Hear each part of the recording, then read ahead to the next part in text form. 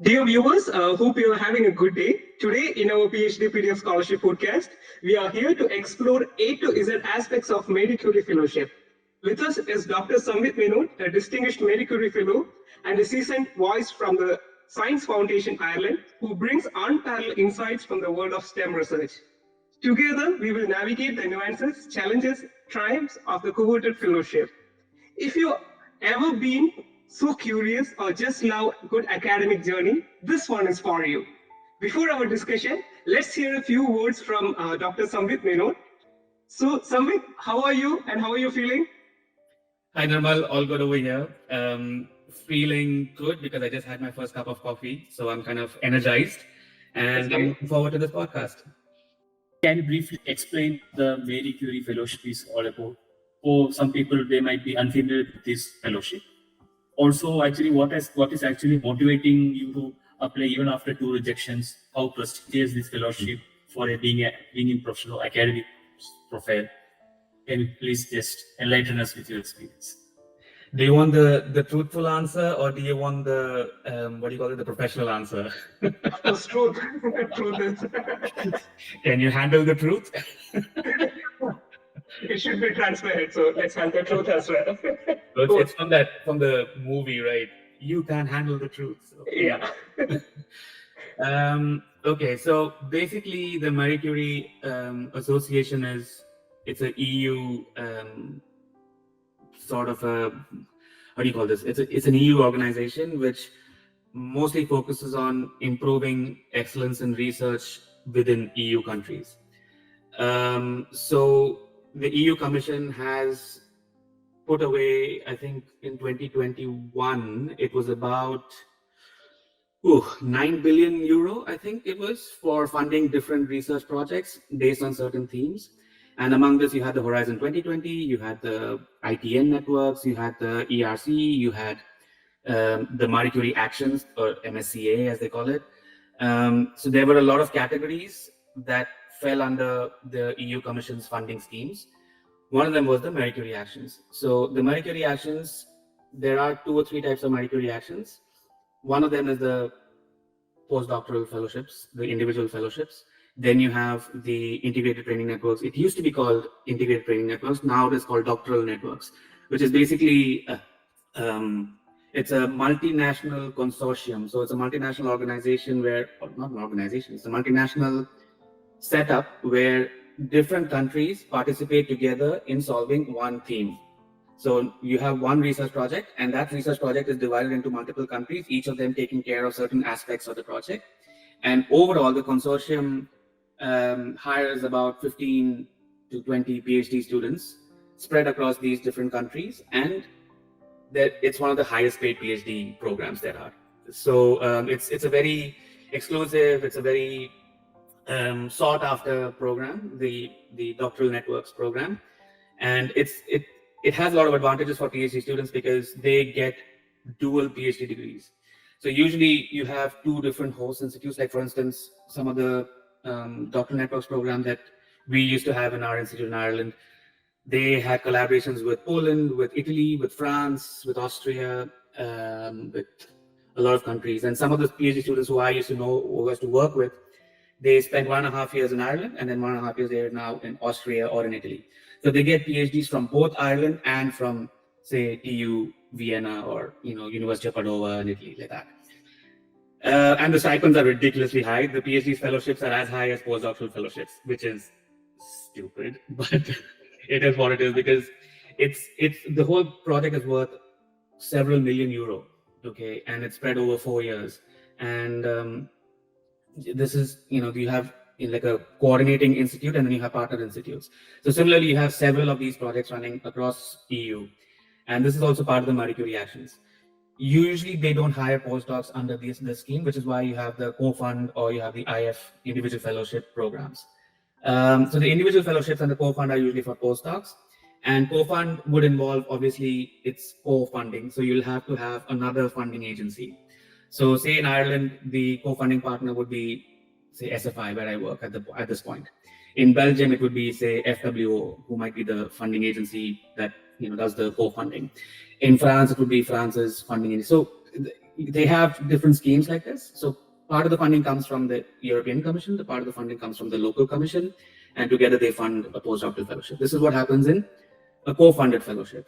In an individual fellowship, it is fully funded by the European Commission, and that is, again, one of the most sought after postdoctoral schemes in Europe. Why did I want this? So my first postdoc was in South Africa, and if you know anything about South Africa, it is not a place you can settle down in. It's a beautiful country. It has amazing landscape. It has amazing wildlife. The beaches are stunning, but you can't settle down over there. It's too dangerous. So I wanted to get the hell out of there. And one of the best ways, as we all know, as researchers, it is difficult to get a direct postdoctoral position with a researcher. So it's always good to apply for your own funding as a postdoc. And one of your own funding processes comes through program schemes like these, like say a Marie Curie scheme or an FWO scheme. So these are different, there are different sort of funding schemes that fund postdocs where the PI doesn't need to invest any money. You work with the PI to fund yourself. So the PIs are usually more than happy to support you because they don't have to pay you anything from their own pockets or from their own funds. And they are happy to support because it brings overheads into the university, into the departments. And they would also have an extra postdoc to help them work in their own labs. So these things help. And yeah, so the reason for me to apply for this was to move out of South Africa and get into Europe. And that's where I am. And this happened about 3 years ago. So all these 2 rejections and 1 acceptance happened since my South Africa days. Hi. You've gone through the Marie Curie application process, and can you walk us through the application process itself, and then also what are the particular challenges that you encountered along the way? So this was my 3rd Marie Curie application that finally got accepted. Okay. So I went through 2 rejections before the 3rd one finally got accepted. One of the major challenges that I faced was actually finding a very solid, impactful proposal. So what we think is impactful doesn't necessarily mean a reviewer might find impactful as well. The thing is, I read somewhere that just because your proposal gets rejected doesn't mean you're doing bad science. It's not true. It's just from a perspective, your science might not be as advanced as what somebody else might see your proposal as. So there might be somebody else who might think that there are a lot of people who's doing something similar. So why should we fund, someone who's doing something which is very common to what other people are doing? But from your perspective, what you are always going to do in a proposal is propose something new. And in your view, in your perspective, because it's not just you, it's your mentors, your university, they're all involved in this proposal as well.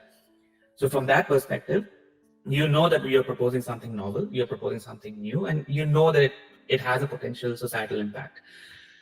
But the challenge was always, getting the reviewers also on board with the novelty of your idea. And one of the major reasons that it gets rejected is because, first of all, it's highly competitive. I think the conversion for a Marie Curie proposal is about 1% or less than 1%. And the cutoffs are ridiculously high depending on the subject area that you've focused on. So usually for physics, for materials, for applied sciences, it's over 92%. And getting a 92% would require every single reviewer of your proposal to accept it. So there's a multiple. So now I am on the Marie Curie alumni board. So now we know how the proposals work. So there are multiple layers that have to go through before a proposal is finally accepted. So initially you have the 3 reviewers. The 3 reviewers then report to chair people, and then the chair people reports to one overall group head. Everyone has to sign off before it goes through. So there is a lot of complications involved, and the challenge is getting everybody signing off on what you think is novel. So that is always going to be every Marie Curie applicant's biggest challenge. Like the first theme, novelty and state of the art. So Arun would know, like the novelty state of the art section. It is really, really a pain getting that part done right. Yes, you'll have support. Your mentors will support you. The institute that would be potentially hosting you will have its EU team who will also review your proposal, and they will help restructuring the language, fine-tuning the basic details. They will help you with all of this. But eventually, when it comes down to the science bit, it is all about you and what your mentor have come up with together. So yeah, that is always going to be a challenge. Your mentor might be one of the superstars in your field, but that doesn't guarantee that your proposal will still get accepted. Because in my case, that's actually what happened. The first 2 times it got rejected was with superstars in my field, didn't go through. The third time it got accepted with a relatively unknown PI. So yeah, that's perhaps the biggest challenge that you face as a applicant. Yeah, so I do have a follow-up question. Like you talked about superstars, PIs. So first of all, our audience will be interested to know like how to seek a mentor. Like, How to seek a mentor? Like what would be the criteria which a person can easily follow? And secondly, is it wise to choose multiple co-supervisors? Like, is it better in any way, or one is better, or multiple supervisors are better? For the same project? Yeah, for the same project, for the Marie Curie. It's fine. Okay, so first of all, let me answer your first question. How do you choose a mentor? That should be the easiest part, to be really honest, because if you're working in a certain field, obviously you would go through research papers, and the research papers will provide you answers to certain questions you might have in your research. As you read hundreds of papers over your PhD career, there might be a few names that keep appearing on repeat. Like there might be one person who is like a corresponding author or a co-author of several papers that you felt were really impactful and had really solid answers for the questions that you had during your PhD. So you know these people by name now. They are recognized people in their fields because they have published several important publications. So you have a sort of idea who works on what and where. And that is your first step in picking your mentor. So you get in touch with that person and you give them a brief description of yourself, what your field is, why you admire their work, why you respect their work, because you have certain roadblocks and their publications help you overcome those roadblocks on multiple times. And you really would like to work with that person on his current research projects, and would he be willing to support you on a Marie Curie Fellowship application? Sometimes if the person is a real superstar, like a real heavyweight, they might not be able to even support you because their labs might be absolutely full. And even so, usually when labs are completely full and they would still like to support you, they wouldn't be able to do so because they have no capacity to do so. But that is actually quite rare. I've encountered that only once or twice, I think. Yeah, but it's actually quite rare. Usually PIs, usually senior researchers are very supportive in helping students with their Marie Curie applications. Yeah, so that is one way of looking at mentors. In fact, even otherwise, you can actually go through your papers, your notes, your back references in your publications and see if there's any name which is standing out. If there's someone who has done some impactful work or some groundbreaking work in your field, reach out to them, and then you can do a sort of back calculation where you can figure out other people who have made similar contributions to your field. So that's how you select a mentor. But you always start with this one person whose name has come and repeat on several papers that you've read. That's how I got my first postdoc, to be honest, in South Africa. And I know it was South Africa, but the reason I wanted to move there was because I wanted to work with this professor. And he's one of the really, his papers kind of helped me a lot in my PhD. And that's exactly what I said in my letter to him, that, look, I really admire you, I really respect you, I would like to work with you. And the next thing I know is that he was sending me an offer. So South Africa doesn't support Marie Curie, obviously. So once I got there, I realized, oh, okay, I need to think about my next stage in my career. Obviously, I did not intend to stay in South Africa for long. And that's how I started thinking about my Marie Curie. And then I would start networking. I had already started networking before I moved over there. So I knew there were some people in Ghent, in Belgium. That was the guy who I wrote my first 2 proposals with. It got rejected. But in the process, this person became a really close friend and mentor to me as well. So even though the proposal got rejected, he invited me over to his lab to spend a couple of months there to work with his students, and that really helped. So now coming to your, did that answer your first question? Yeah. So the second question was the co-supervisors. Yeah. It is good to have co-supervisors. So my final application that actually got accepted was with co-supervisors. And I'm talking about co-supervisors and not secondment institutes. So my final project involved bio imaging. So it's not just physics, there was a bit of life sciences as well. And my supervisor, my main PI, he is a physicist through and through who has absolutely no life sciences experience and had no interest in life sciences either. But I knew that he wouldn't be able to help me in the life sciences objectives. So I had to find someone who would, and there was someone in the same institute who is quite well known in the life sciences field. So I got him on board as a co-supervisor, and I actually strongly believe that the project got accepted because of his presence, because they were doing a lot of work in the area that I wanted to explore.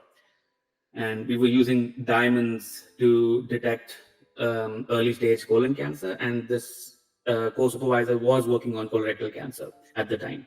So he had the resources and we had the idea, and it was a good marriage. So it worked. And I strongly believe that's the reason why it went through. So yes, it's good to have one or two co-supervisors. It's okay, provided they have very well-defined roles in your project, in your proposal. So what exactly are their roles going to be? Because if you have too many people as mentors, that might make a mess of the whole thing. But one or two co-supervisors shouldn't be a problem, provided you justify it well enough. So I have a follow-up question. Like maybe others might be unfamiliar about the secondment, right? So can you just briefly tell what secondment does? Like because you will have a mentor in the secondment institute also. So can you briefly tell that part as well? Let me follow up your question with another follow-up question. Do you have a secondment? Yeah, I have two. You have two secondments? Yeah. Of how many months each? Yeah, so one is in TUE. I don't know. This is what the TU Delft and the other thing was, right? Yeah, and no, the second one was in TUE and one company. It's Albox CSP. So okay. It is in one industry and one like institute. So. For how long? So I have so the company is like for 2 and 2, like 4 months, and the other one is around 6 months. So almost 1 year you'll be in your secondment. Yeah, almost 1 year. Like around 8 to 9 months I will be in the secondment, and the remaining years in the DTU month. Yeah. So secondments are basically it's part of a project where it allows you to spend certain amounts of time in a different group, in a different lab. And it actually helps you build networks, it helps you build collaborations, it helps you build your own research profile as well. And it's good to have secondments that are industry centric. And I think this is becoming a trend among EU projects these days, where it is becoming kind of mandatory to have an industry secondment as a part of your project. So remember the doctoral networks projects that I was telling you about, like the ITN networks that used to be back in the day, the multi-million euro EU consortium. So what this consortium does is nowadays, if all your partners are only academic, you get 4 years, I think, or 360 months or something like that to work on, not 360 months, that's ridiculous. 360, what is it, weeks, hours? Anyway, you have 360 man hours, I think. That's what it is, personnel hours. So it actually adds up to about 3 years if you are purely an academic consortium. But if you have even one industry partner as a part of the consortium, that gets extended to 540 man hours. So you get an additional, I think, 1.5 years, almost 2 years you get extra. So the EU Commission is strongly encouraging academic institutions to partner more and more with industries. And it is actually quite helpful because, look, I might be, we all might be, some of us might be Marie Curie Fellows, we might have done our postdocs and everything, but we knew the struggle. We knew how messed up it was. And one of the things which I always suggest students is, explore life outside academia before coming back to academia. So if you finish your master's, go out there, start your professional careers, explore what industry is. And at some point, if you feel that to move ahead in your career, you have to do a PhD, then come back and do a PhD. But, at least start your professional careers before you start a PhD. It gives you a really good head start. And once you do that and you come back to academia, then you realize that you have options in both non-academic environments and in academic environments. And if you feel that you want to stick around in academia, then go ahead, do a postdoc, do multiple postdocs, and then, start your academic careers as lecturers, professors, and all. But this experience of working in a non-academic environment would actually help you when you're doing a PhD with clarity that, okay, PhD is just temporary, it's for a couple of years, and then once I'm done, I'm going back into industry. So you need to have a bit of clarity going ahead into your PhD program, because a lot of people don't equip you to answer the tough questions. Because as a PhD scholar, I went through it as well. I mean, at one point I thought my academic life is going to stick to academia. Like, you finish a PhD, you do a postdoc, and then you continue in a university or an institute. We never thought that industry was an option, and we always felt that moving into industry was like selling your soul to the devil or something. So, or going to the dark side, in Star Wars terminology. But it's not true, honestly. I mean, I am kind of in a public body, but I'm not in academia anymore, and I'm quite happy not being in academia. But I am not someone who would recommend applying for a postdoc immediately after a PhD.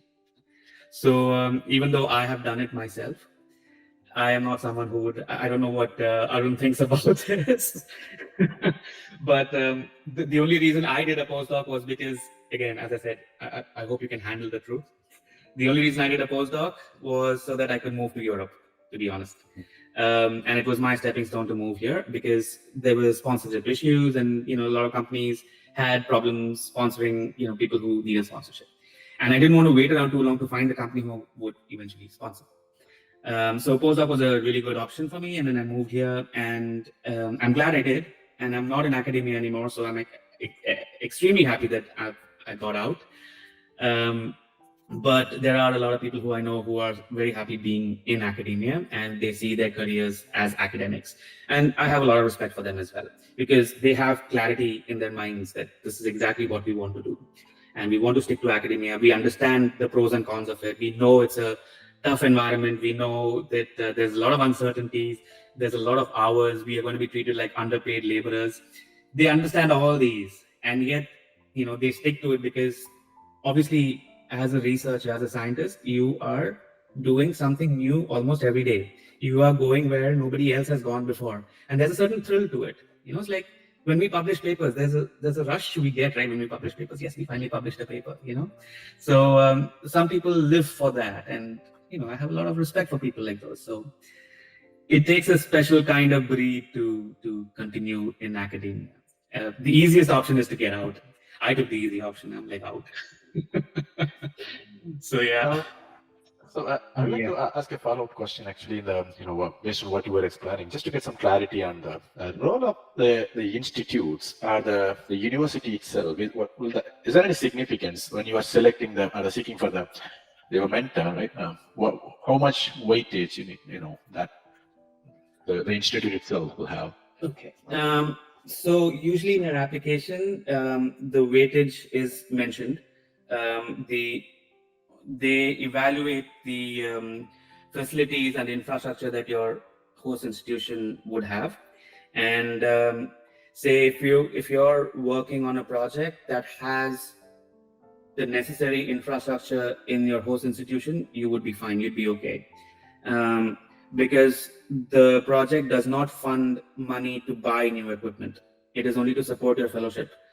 You might have a little bit of money for consumables, but that's just a few €1,000. So it's not enough to buy equipment as such. So they expect the institute to have access to these facilities directly or indirectly. So if it's indirect, they need to clearly mention how you're going to go about getting these things done. So say, for instance, you want some sort of sophisticated characterization like, I don't know, EELS or something. Okay, so EELS is like a backscatter electron spectroscopy thing. Maybe your institute doesn't have it, but there are people in your institute who have access to this through an external party. So you mentioned that. Maybe it would come at a price. There would be obviously instrumentation costs and analysis costs and everything, which you can pay from your project. That is fine. You can always pay for this from your project. Even publication fees you can pay from your project. They pay you money for open access publications.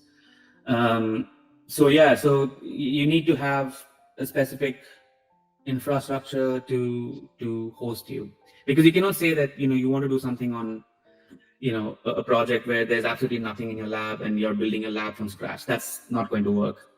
So you need to be a little cautious about this. Yeah, that helps. Thanks.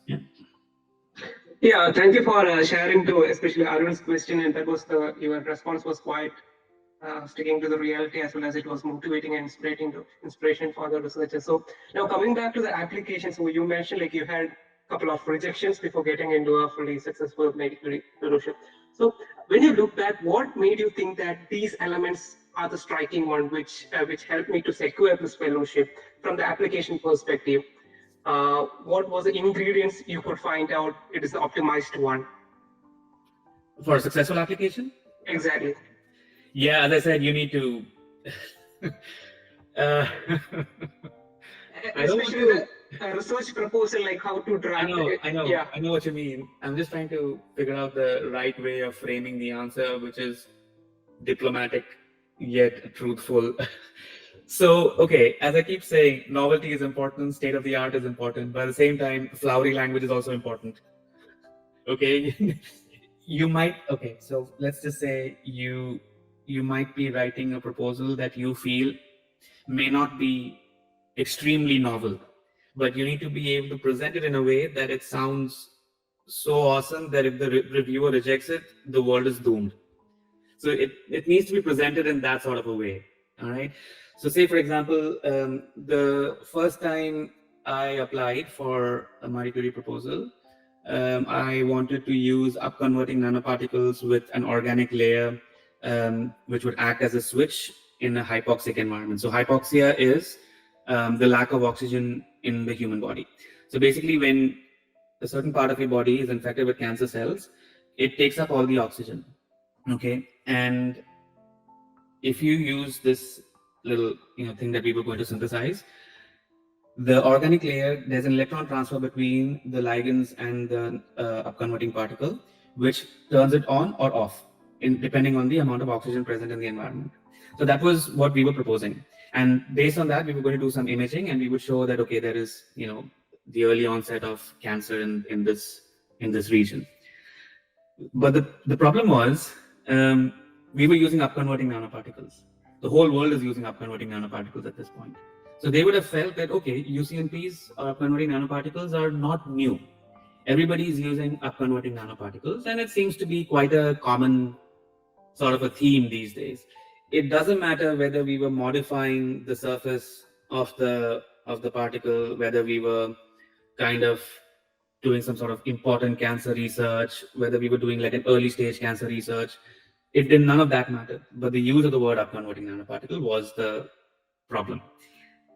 And we scored something like only about 65% or something, which is like absolute shit. And we were all very embarrassed because we felt that despite all the support we had from the university and from the EU team, they were also surprised that we scored so low. So next time when we applied for it, we tried to modify it, and we tried to avoid using the word upconverting nanoparticles as much as we could. So we used inorganic particles or inorganic materials coated, with an organic layer, and then we had the ligand exchange, and we had all sorts of chemistries involved, so that we could basically we were doing the same thing wrapped up in better wrapping paper. So, excuse my English or French, pardon my French, we were sugarcoating shit. Okay, that's exactly what we were doing. So we were giving it a different flavor now. And even though it got rejected, it didn't get rejected on the grounds of the science. It got rejected because they felt that the timeline wasn't feasible enough to complete the project in 2 years. So the proposal was great. and the science was very good, but it got rejected mainly because they felt there were feasibility issues, and 2 years wasn't going to be enough to actually do a practical medical test to use this on, say, for instance, in vivo mice or something. So that's how that got rejected. But we did score like an 85 or something for that proposal. So it got better. So so in the final bit, what happened was when we finally got the thing accepted, we realized, I mean, I had an idea now what needed to be done, what shouldn't be done. And I made sure that, the proposal was presented in such a way that if the reviewers rejected it, lots of people were going to die of colorectal cancer. So we presented it that way. A lot of Irish people were going to die of colorectal cancer because it had to be done on an Irish perspective. So so that's how we made it sound like. And they were like, "Ooh, we don't want that to happen." Okay. So that's the best way of putting it, the end of the world if the project is not accepted. Yes, it's all doomed. Everything's doomed. Yeah. Yeah, like I would like to add one more point. Like since I am from based on technology development, I guess what the reviewers are more interested in my area is how much what is the implementation scope for? Like if they feel that it can be implemented, I guess we should be through. So that is what my mentor has told me once the results came out, because I had an implementation score of 100. Because of just that, I would say I got the Marie Curie Fellow, because the others was around out of 5 it was 4.3, then some was second score was around 4.4 or something. But I got 5 out of 5 for the implementation. So I guess that is one of the key factors if you're working in my sort of area, where we mostly look for technology development. Yeah, that was actually right about everything from the scratch. Yeah, he's absolutely right about the feasibility aspect of it, because I remember I had 4.5 and up for everything except for the feasibility factor, and the feasibility was like a 3.2 or 3.3, and that kind of ruined everything. So yeah, he's absolutely right. So if you're anything above a 4.2, 4.3 on an average and everything, and you have a high 4.8, 4.9 or 5 in feasibility, there's a very strong chance that you will get accepted. Okay, so when you mention about this scores, for someone who is very unfamiliar about this Marie Curie and the score pattern, could you just not this? Maybe I can give you a bit of hint to start. Yeah, Arun, you can start. Yeah, we have 3 rounds, impact, innovation, and implementation. It is evaluated into 3 stages. So the 3 stages are first is impact, then innovativeness, and I guess the third is implementation. So out of all these 3 categories, the score is written individually out of 5 for all these 3 sections. So in all these 3 sections, I would say that we cannot keep a limit to the passing percentage is, because per year it depends upon the number of applications, especially the number of applications in a particular area of your research in which you are applied to. Just for an example, 2021 it was around 91% was the general cutoff, but in 2022, that is the result that came out recently in 2023, the cutoff was around 93.2. So it varies based on the number of applications, I believe, but I would say more or less in all these 3 categories, you should have a minimum 4.1 or above to get through, because based on the previous averages, it is always about 90%. That is what I believe. Yeah, no, he's absolutely right about that. So apart from these 3 or 4 categories, I actually have access to the evaluation score sheet, which only the reviewers have. Now, you will not believe it, there are 45 points that the reviewers need to score on. I don't have that with me, unfortunately, but I remember, say for instance, in novelty itself. So under novelty, you will have additional, 5 or 6 questions. Under state of the art, you'll have 5 or 6 questions. On a scale of 1 to 5, how novel is the project? On a scale of 1 to 5, what is the similarity with other existing work? On a scale of 1 to 5, what would be the societal impact? On a scale of 1 to 5, how qualified is a researcher to actually do the project? So they have 45 different categories, 45 different questions that the reviewers need to score on. So getting a score of 4.2, 4.3 is like an average of 4.3 under these 10 questions under one theme. So that is how strict it is. That is how tough it is to score well. because getting a 4.3 means you need to be almost 5.55 in about 5 or 6 categories, and you can afford to have a 3 or a 4 in 2 or 3 categories. So that's how you get a 4.5 or a 4.6. And it has to be consistent for like 45 questions.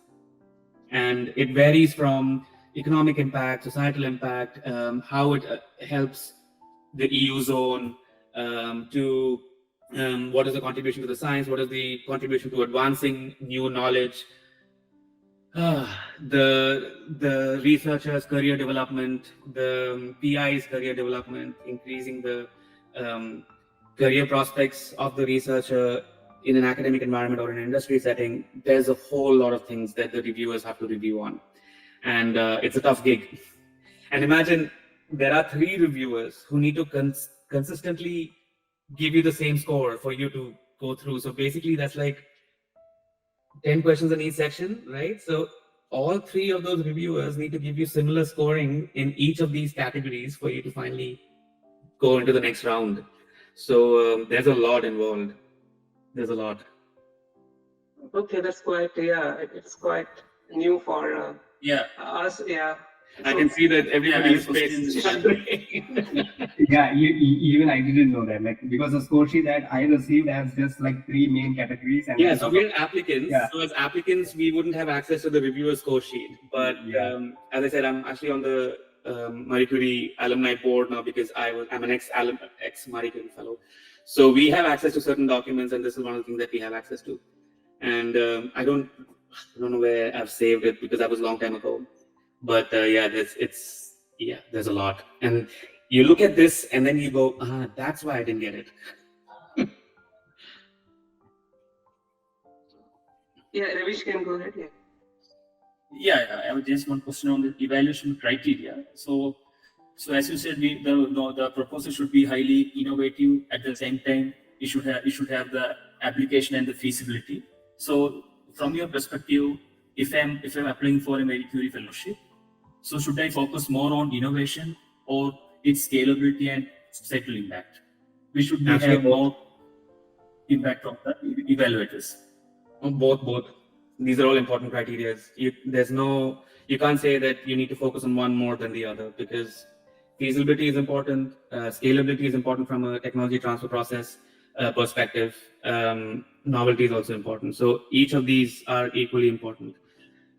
Just regarding the innovativeness, feasibility, etc., that is all okay. But if I give you 2 examples, can you tell clearly what you will choose as a reviewer? Suppose you have you need to review 2 proposals. First one is a proposal regarding IC engines. I am making it a simple proposal, like if it's a general topic. So IC engines, the proposal is very novel. That nobody has done anything in that IC engine. It will save fuel consumption, it will improve the range, and it will reduce emission. All 3 in one. It is there. The second proposal with you is EVs, regarding electric vehicles. That definitely doesn't have an emission, but it will improve the range. Right? One is a well-proven technology which is already in action, the IC engines, but people are going to limit its manufacturing. The other is a new technology people are still experimenting it on. But based on all the scales, innovativeness, impact, and the novelty, both are at the same level. Then you can only choose one project. Which project you will choose? Okay, so see, that again doesn't come down to me. So at this point, if you go through the European Commission website, you'll see what are the critical themes that they are addressing in this decade, or in this. So there's cluster 1, cluster 2, cluster 3, cluster 4, like that. So cluster 1 is advanced battery materials. Cluster 2 is green transition. Cluster 4 is AI and digital communications or something. And so there are different categories. They are definitely going to go with the EV aspect, because that falls in line with the themes that they are addressing for this year. Internal combustion engines, they are no longer considering internal combustion engines anymore. They're obviously going to go with EV because it comes under the it is directly advanced battery materials. That's the theme. So if you go to the EU Europa website, you'll actually see the themes that they are focusing on for this year or the next 4 years, or at least in this session. And you will see that you will see the reason why IC engines will not get accepted. It's not even though it not up to me. even though it meets the final objective that it should be green and it should be emission free and all those kind of things. Like, It's still an internal. still it won't be. It won't be. Okay. Because it's an internal combustion engine. Because look, even EVs are green. There are no emissions, and if you are improving the range of the battery, so there are a number of ways you will improve the range of the batteries, right? You will use new advanced materials so that the battery weight can be reduced. The charging discharging is even more effective. So you're reducing, say, the CO2 emissions by, I don't know, 70%. And say the other particulate matter emissions are also reduced by a certain 20-25%. These are things that they look for, right, in EV vehicles. So they are going to definitely go for this, because if you are going for internal combustion engine, there's still going to be gaseous emissions. Even if you reduce it, there's still going to be emissions. So, and their focus is not on that. The focus is on EVs. Yeah, how much actually at what time we should actually start preparing for this proposal? Because we need at least some good amount of background work and homework before writing. I would recommend from your 4th year onwards start looking So for how much mentors. time actually you expect from a researcher? So I would recommend, when you're in your 4th year, when you're a couple of months into your 4th year, you would have pretty much covered 80% of your PhD by your 4th year, and you will be in a very good position to decide what you want to do next, what are the topics you want to work on your postdoc. And that would be a good time to start looking for people who are working in similar fields and who would be ready to mentor you.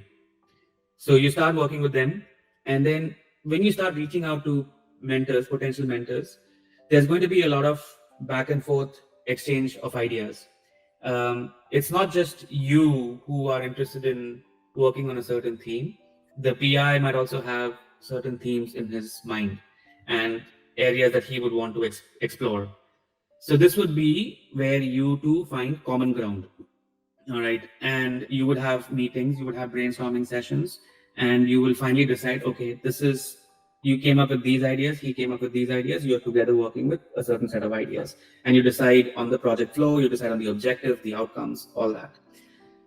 The main thing you need to think about is, as Arun also said, the feasibility of completing your task in 2 years. Okay. And also being in a position to, the TRL levels, the technology levels, you should be at least have like either a working model or a prototype or some data where you have shown that, yes, this works in this environment. And you don't have to show everything, but you need to show at least something so that the next set of people who are going to take this project up will be able to take it forward from where you left off. So that is the idea. You don't have to worry too much about the whole logistics of the whole process, because the moment you find a mentor, you will start discussing these things, you will start brainstorming ideas, you will start coming up with project themes, project ideas, and you will work on this together. So he's obviously going to be a more experienced person. He would have seen a lot more things in his career, and he would know how to go about getting things done. And you would be an early stage researcher, and you will be just, at this point, following his suggestions mostly. Thank you. Okay. So switching gears, since you are an ex-Marie Curie Fellow, right? And so just to get some idea, right, can you share your, in terms of you said some X number of objectives when you were drafting your application, right? But then how much of that, needs to be completed, or is it how ambitious that need to be compared to how much you can realistically achieve, and how is it measured? Okay. You need to have a nice balance of ambitious projects and realistic projects, or basically ambitious ideas backed up by realistic, science, for instance. We wanted to, detect cancer using diamonds. No one's ever thought about that before. So that was very ambitious. Okay. Can it be done? Now we know it can't be done, but somebody had to try using it because on paper it looked like a really good opportunity. And we were proposing this because diamonds are carbon-based materials and they're biocompatible. It doesn't need a lot of surface modifications for cellular uptake and stuff like that. And it could easily be irradiated with high energy ion beams to give it a certain luminescence and magnetism. So we were kind of using, these diamonds to both image as well as destroy cancer tumors in vivo, so in the body. It sounds awesome. It sounds fantastic. It sounds like, wow, how come nobody ever thought about this before? Because, nobody ever thought about this before, which is why it got accepted. But there's a lot of science involved in this as well. So there are people who have worked on nano diamonds before. So there are publications. It is a very new area, but there are enough publications in decent, journals like PNAS, Science and Nature and all. And there are, decent groups who've been working on this with pretty decent results. So there was no way reviewers would say the science is flawed and it won't work or anything like that, because we know it will. The issues was to explore the size compatibility. So if we are using nano diamonds of say 10 nanometers in size, and we irradiate them with, ions of certain picometers in length, how many ions can actually go inside the diamond without destroying the diamond crystal? So these were issues that we wanted to explore. And we kind of figured out theoretically that it is possible to have X number of ions in the lattice of the diamond, but if we do X plus 1 number of ions in the lattice, then diamond becomes graphene. And graphene is slightly toxic to the human body, and we need to do certain other modifications. So look, there was a lot of unknown science in this. There was a lot of areas that people did not know, but at the same time, we were formulating our hypothesis on solid ground. So it has to be, okay, usually in Marie Curie Fellowships, it has to be a mix of ambition and ambitious projects based on solid foundations. That is a simple answer. It has to be ambitious, but at the same time, there has to be solid science backing. Now, there is a funding scheme in Denmark, and it's mostly by Novo Nordisk, the company Novo Nordisk. And they fund like millions of euros, and they tell you straight away in their grant application page, give us your wildest ideas. So they are ready to fund even the most wildest of ideas for like 4 years, 5 years. And they are ready to invest money in this because they fund high risk projects. And Marie Curie doesn't really fund high risk, but they do fund medium risk projects.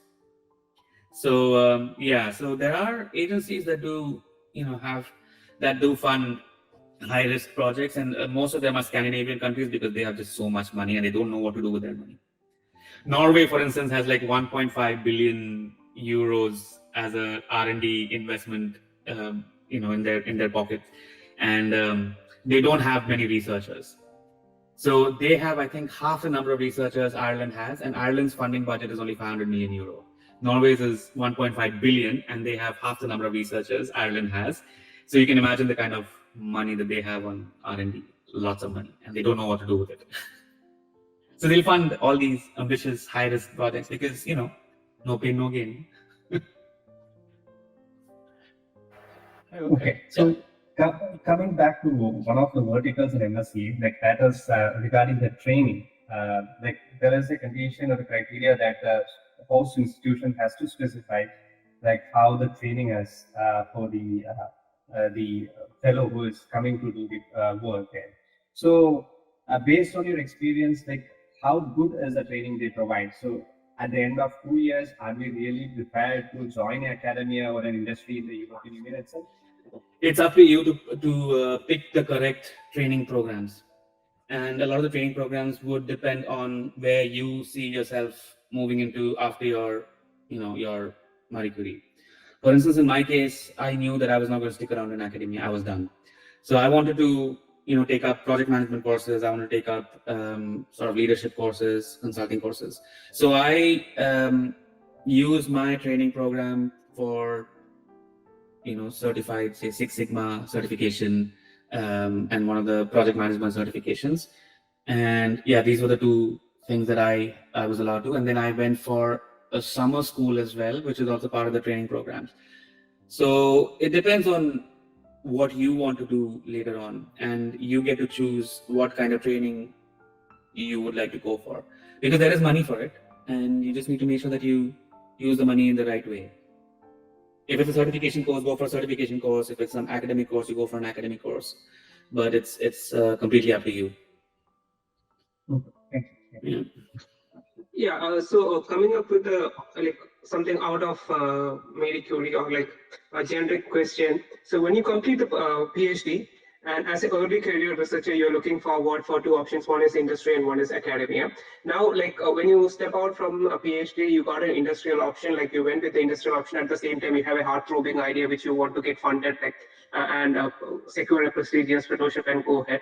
So, what is your basic advice to the or aspirants who already been there in the industry, but they're still waiting for a fellowship? Like, do they give importance to that fellowship, or just continue with the industry and gain some experience and then again reapply for the fellowship? So there is always a chaos among the aspirants, because when you say prestigious, what is that prestigious thing compared to that of an industry, or why do we need to say we have to give importance to industry? So yeah, how do you view it from your perspective and your experience of having a Marie Curie Fellowship, and then working with industries and having experience in the science foundation Ireland?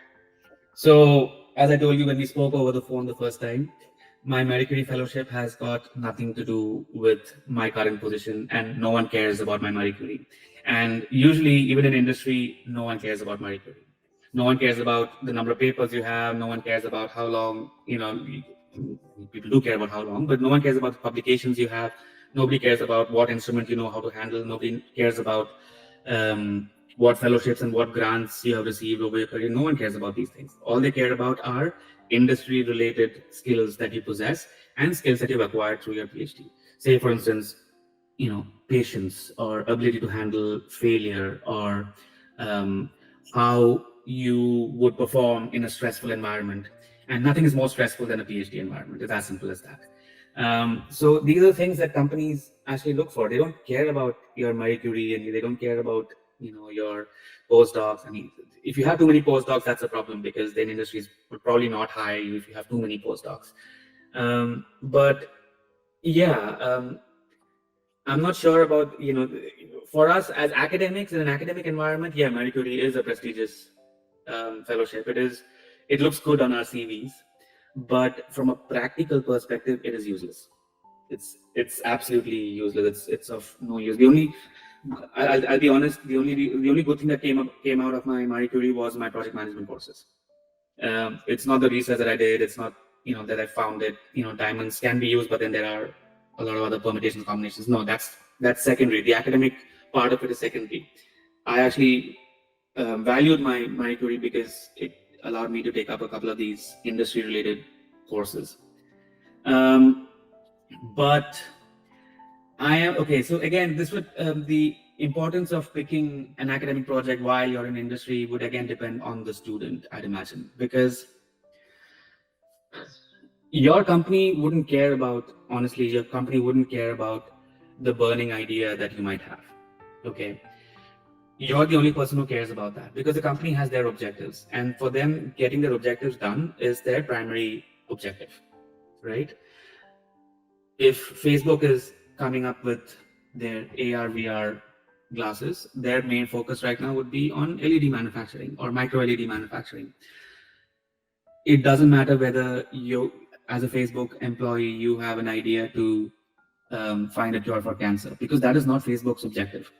But you have experience in optical materials, which is why you are working in their AR, VR team, which is why they've hired you, because you have experience working on characterizing optical materials, synthesizing optical materials, fabricating devices based on optical materials. But your interest, if you have an interest in a bio-related application, that is on you. Facebook is not going to support you for that. So you will have to decide which is more important, continuing working for Facebook or giving up your Facebook job to go back into academia to explore this. Now, when you go back into academia to explore this, how do you do that? Do you apply as a PI, or do you apply as a postdoc? What do you do? Again, that depends on you. usually what happens is you probably wouldn't be able to apply as a PI because you are not affiliated to an academic institution. So it would have to be through a postdoc, and then again the cycle starts from scratch. So is it worth it? What are the pros and cons? Is it worth going back into academia? Is it worth again starting again as a postdoc? Because as a Facebook employee, you're making like 85,000 euros a year, but in an academic environment, you're making like 45,000 euros a year. That's a big pay cut. What do you do? So there are pros and cons which you will need to assess. And yeah, I mean, once you're already in industry after a PhD, I'm sure you'll have a lot of unfinished business. There'll still be a lot of unfinished ideas. There'll be a lot of new ideas, because that's what a PhD does to you. When you're about to finish a PhD, you're already trained to generate ideas of your own. We all had those ideas. I still have a lot of ideas. I still have a lot of papers that are unfinished, but I don't care about those anymore. It's done. If they get published, they get published. If they don't get published, they don't get published.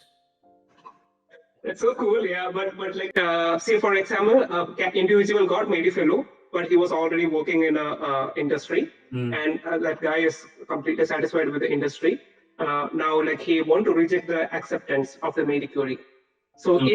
in that scenario, how does it work? Like, how does the host institute consider, and how does the will the fellowship be going to the other person? So is there any waiting list in the Marie Curie fellowship? Yes. That sort of thing, yeah. Yes. There are waiting lists. Not necessarily to the same institute, but in general there are waiting lists. And if you reject an accepted fellowship, then it would go to the next person who's in line. So that's straightforward. It's straightforward, yeah. I mean, if the person is affiliated with the same university, so be it. If it's not, then it'll go to somebody else who's going somewhere else. Okay. It's quite straightforward. If you don't want to accept it, you have every right to say, no, I don't want to do this because I got a better option. Yeah, okay. It's fine. There's no legal implications over here. Yeah, that's what I was trying to say. Yeah. Okay, yeah. You touched upon it's an important skill to learn from the how to deal with the failures, right? And leading on that, you also mentioned you had to it's a third attempt that gone through, right? So what are how you manage it, and then what are the key takeaway, the lessons you learn, and then succeed in the following attempt, and coming out of the emotion side of it, and then. First time I got rejected, I was devastated. The second time I was rejected, I was not so devastated. The third time I was happy. So that's pretty much how it is. And look, the thing is, when you're a postdoc, so you've already finished 5 years of PhD, and you've already done a couple of years of postdocs as well. And initially, it's like your experiment didn't work, and then you feel that, oh, my PhD is going to suck so bad because my experiments didn't work. But then later on, you realize that there are reasons why your experiments didn't work. So you find alternatives, and you can troubleshoot it, and you can find better solutions. You can optimize recipes. So just because an experiment didn't work doesn't mean it's the end of the world, right? So that's what a PhD trains you to do. So now when say for instance, if you try to do a synthesis, and the synthesis doesn't work, then you no longer panic. You no longer look at it and say, oh shit, now what? You kind of go through your notes, you microanalyze the recipe, and then you think about the materials that you've used, and maybe if you mixed around something in a different ratio, or you actually form ideas in your head. You actually form the solutions in your head. So you no longer panic. You are very calm at, okay, I did not get a precipitate, it's fine. What could be the possible reasons? So you think about this very rationally. You think about this very calmly. And these are kind of things which companies value a lot in their employees. You are always going to be under the pressure to perform, because they will have tight schedules and timelines in which you need to deliver. And if you panic, it's going to make things worse. So they would rather have someone who has a very rational and calm head while handling situations like these. And which is why PhDs are very sought after, because we are good at what we do. We have a good head on our shoulders. Not brain or intellectual wise, but in general, we have a very rational head on your shoulders. So about the rejections, well, the first rejection was bad, because for me it felt like my paper got rejected. But since I was used to papers being rejected, I was like, okay, move on. Let's do it again. Let's try it again. You have the reviewer feedback, and your next attempt would be incorporating all the reviewer feedback and make sure that you have a better proposal next time. Next time I got rejected, we had a better score, so the impact wasn't as bad, but it was still a rejection, so it was still sad. And finally, you incorporate everything you've learned and you push it through, and then it goes through, and then you find success. You just need to be a little bit patient. That's it. Right. There's always light at the end of the tunnel. Yeah, exactly. Just to get a bit more clarity on, and particularly, it's I'd like to hear your opinion. Like, at what point in time, like, you need to think about, like, okay, maybe I need to reconsider completely my proposal, and maybe, like, think about new idea, or in other words, like, think about new mentor. Like, for example, when you are considering that, okay, not really improving with, maybe, okay, I reached a point, now I need to think about, parallelly working on different mentors or something. What triggers that? If you're shifting from one field to the other, then obviously you would need to think about changing your mentors. So that's one of the main reasons why you would shift your mentors. But otherwise, if you're sticking to a similar sort of a field, it's a tough thing to do, changing somebody who you worked with for so long, and you've gone through 2 rejections with the same person, and you feel that you've come such a long way, and then just ditching that person feels very, very wrong. It's like, ditching your girlfriend because of some silly reason after 5 years. So you don't want to do something like that. So again, it depends on the project you're applying for. It depends on your proposal. If your proposal is, if you suddenly in your 2 years, you feel that, okay, you need to think about a different theme altogether, then you move on. Then, you part ways amicably, tell them, thank you for all your support and everything that you've given me for these 2 years, but I don't think this is going to work out anymore. So you walk away, and there's no bad blood. You still keep the relationship alive, because you never know that even in your new project, you might still have to collaborate with them in future, because I still did. And it was really, really quite helpful. So yeah, that's about it. Yeah, thanks. See, based on all your previous experience, and right now you're working in a different kind of sector, let's say. So, what should be the primary goal or focus for an MSCA fellow? Like, for the 2 years down the lane, what should he prepare for? Let's say, for my perspective, I just want to move to industry. Let's say I want to move to industry. I am also looking for a better option in industry, not in India. So I just, same like you, I just wanted to move to Europe. So the MSCA was an option. So I just applied it, and I was fortunate to get it. So how do you recommend how we can plan these 2 years in an effective way so that I get into an industry kind of thing? As I said, make use of the training programs that they offer you. Look, you're a PhD, so you do have a lot of skills that industries want. Okay. And Nirmal is already in industry, and so is Dinesh. And they would also tell you probably the same things which I am saying right now. Look at ways in which you can upskill. Okay, just try to find opportunities to, improve your skills to a more industry-centric level. Be it project management courses, be it leadership courses, be it anything on an industrial level. If there's something you can make use of it. So one of the ways which I'm kind of a less academically gifted person, so I had to do things a little bit longer. So what I would do was I would go into LinkedIn, and I would see if there are jobs that kind of I'm interested in working. And if I see that there are a lot of some of the points in the job description matches my skills and my abilities, but at the same time, there are certain points where they prefer people who have experience in, say, good manufacturing practices, or someone who has a Six Sigma certification, or someone who has a project management certification, or somebody who has experience working in a manufacturing environment. So you try to, do courses where you can supplement this. You might have a lot of other experiences, but at the same time, it's good to have these requirements that they have, and it's good to have those skills as well.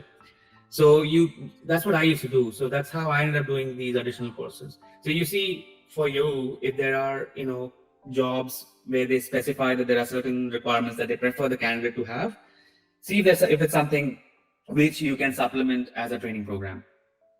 Okay, like I don't know what it is. Apart from good manufacturing practices, I have no idea in manufacturing processes what you have, but there might be something over there. Obviously, skills such as project management is very good in an industry environment.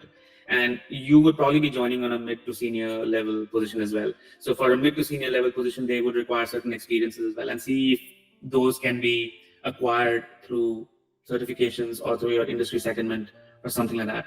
So you need to chalk out a flow chart of what kind of a company you want to be working for, what role is it that you see yourself working in, what are the requirements of that role, what you have right now, and what you would like to have in 2 years' time. So you have 4 months of industry secondment. What would you like to achieve in that industry secondment? Because industry is your ultimate goal. So since industry is your ultimate goal, you need to make use of this industry secondment. It's not just about working in the company, it's about gaining additional skills as well. Will they train you to, I don't know, run an HPLC system, or will they train you in their manufacturing plant? Will they train you how to manage certain people, like stuff like that. So these are things which you need to get done yourself. No one is going to come and tell you to do this. You need to figure out what you want to do and make sure you get there. So that's how I would suggest you to look at the definition of a postdoc to me is very simple. It is a job that helps you look for other jobs. That's what a postdoc is. True. If it's an academic job, then you know what you need to do.